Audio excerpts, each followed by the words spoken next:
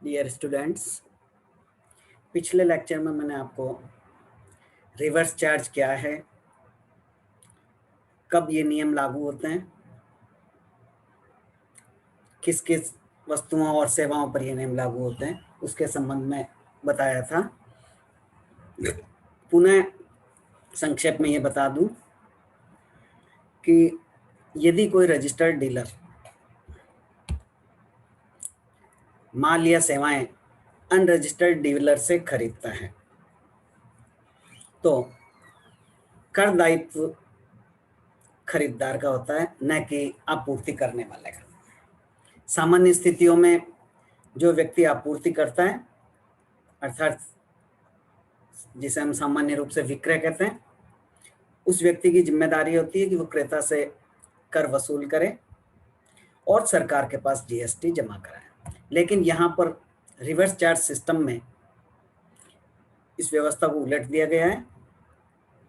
इसमें विक्रेता कर वसूल नहीं करता है, सरकार को जमा नहीं कराता है, बल्कि क्रेता सेवाएं प्राप्त करने वाला व्यक्ति अपनी तरफ से सरकार को कर जमा कराता है।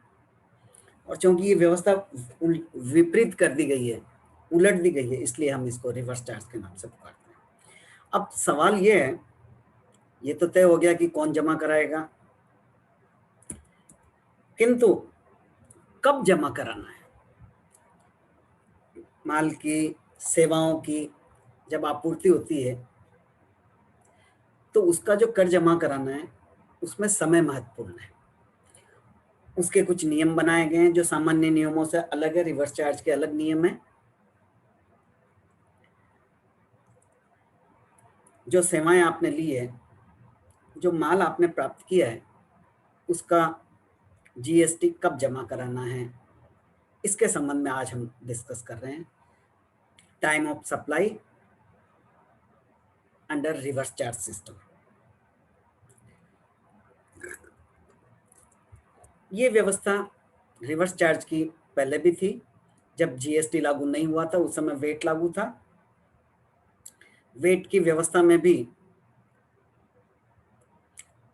अनेक बार नियमानुसार माल प्राप्त करता जो रजिस्टर्ड डीलर हो, अनरजिस्टर्ड डीलर से यदि माल खरीदता है तो खरीदने वाले को कर जमा कराना होता है। एक उदाहरण दिया है, कर्नाटक में एक पंजीकृत व्यापारी राम ट्रेडर्स अपंजीकृत व्यापारी शिव कुमार से माल खरीदता है, तो इस खरीद पर राम ट्रेडर्स कर को भुगतान के लिए दायी होगा, उसे सरकार के पास कर जमा कराना होगा। यही व्यवस्था जीएसटी के अंतर्गत की गई है। इसमें माल और सेवाओं की आपूर्ति पर यही नियम, इसी तरह से नियम लागू किया गया। जिन जिन सेवाओं पर यह नियम लागू, उसके लिए सरकार ने अधिसूचना जारी की है। इस व्यवस्था में, रिवर्स चार्ज व्यवस्था में, कर की देयता निम्न प्रकार से निर्धारित की जाएगी।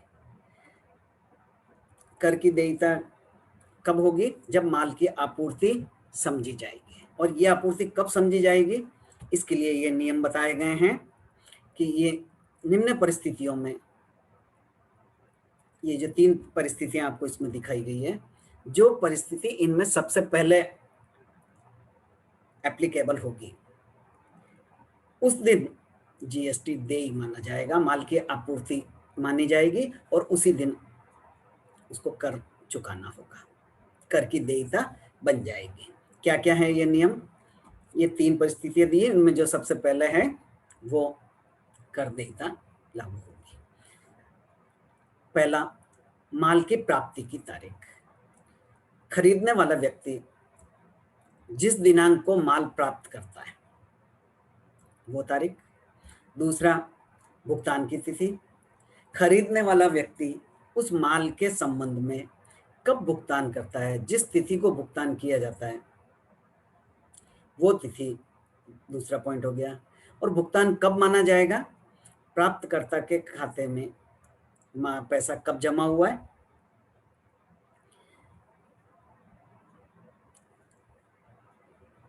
उस तारीख को बैंक में खाते में अगर आपने पैसा भेजा तो कब पैसा जमा हुआ है उसके खाते में, उस तारीख को माना जाएगा। और तीसरी परिस्थिति है चालान की तारीख से 30 दिन। विक्रेता ने माल भेजने के लिए जो चालान बनाया है, जो बिल बनाया है, जो रसीद बनाई है, किसी भी रूप में उसको दिखा सकते हैं हम, उस तारीख से 30 दिन के बाद।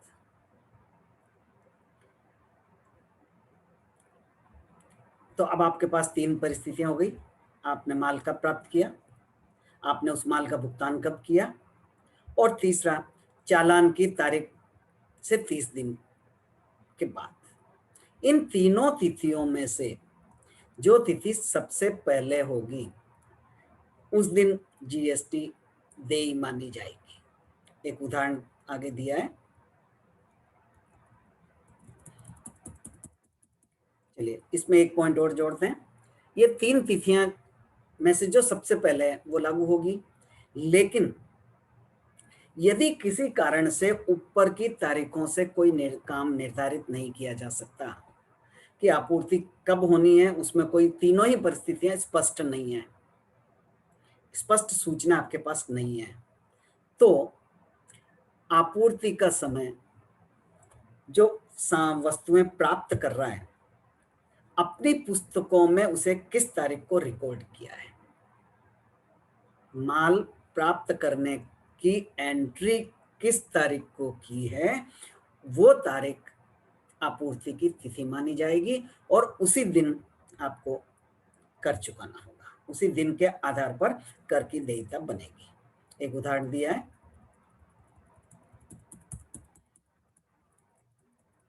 इसमें 3 तिथियां आपके सामने हैं।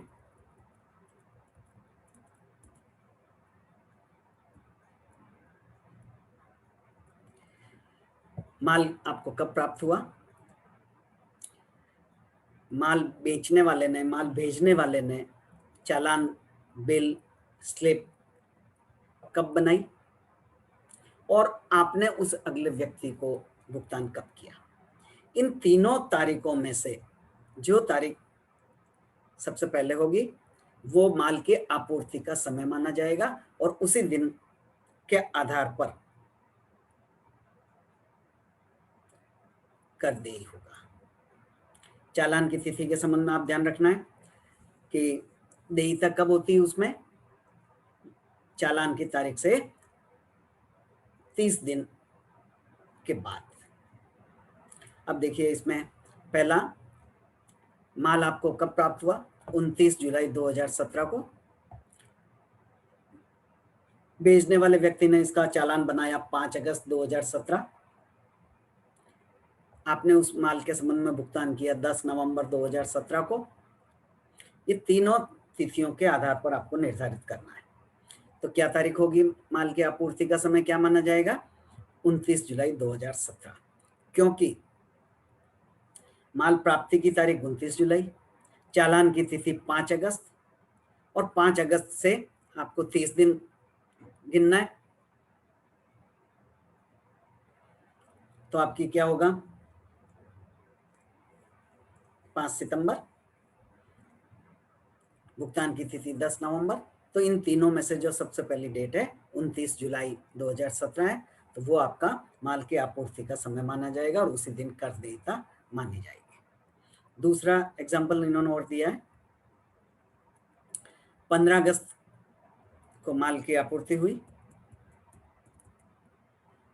25 अगस्त चालान बनाया, 30 जुलाई को भुगतान हुआ। इस परिस्थिति में इन तीनों में से जो सबसे पहली डेट है 30 जुलाई, उस दिन माल की आपूर्ति मानी जाएगी और उसी दिन कर देयता होगी। आगे तीसरा उदाहरण, 10 अगस्त को माल आया, 1 जुलाई को चालान बनाया, 15 अगस्त को आपने भुगतान किया। अब देयता क्या होगी,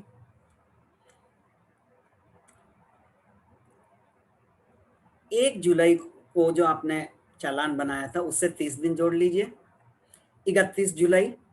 तो अब आपकी तारीख होगी 10 अगस्त, 31 जुलाई और 15 अगस्त। इन तीनों में से जो डेट सबसे पहले 31 जुलाई, तो 31 जुलाई आपकी कर देयता मानी जाएगी।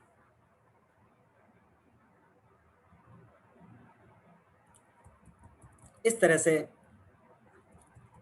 इन तीनों ही परिस्थितियों में भुगतान की देयता कब होगी वो आपको इस उदाहरण के साथ समझाया गया है।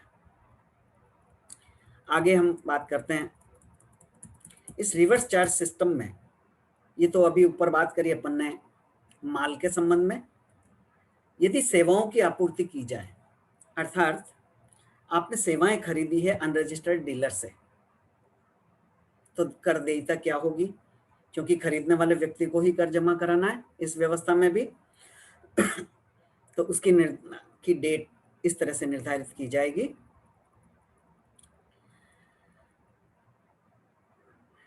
जीएसटी जब सिस्टम लागू हुआ था उसके पहले भी इस तरह की व्यवस्थाएं थी। वेट के अंतर्गत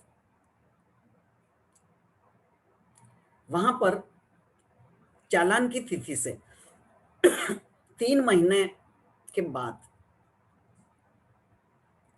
की तारीख निकाली जाती थी, लेकिन इस जीएसटी की व्यवस्था के अंतर्गत इसको 3 महीने के बजाय 60 दिन कर दिया गया। देखिए इसमें इस तरह से है, निम्न प्रकार से इसकी देयता निकाली जाएगी।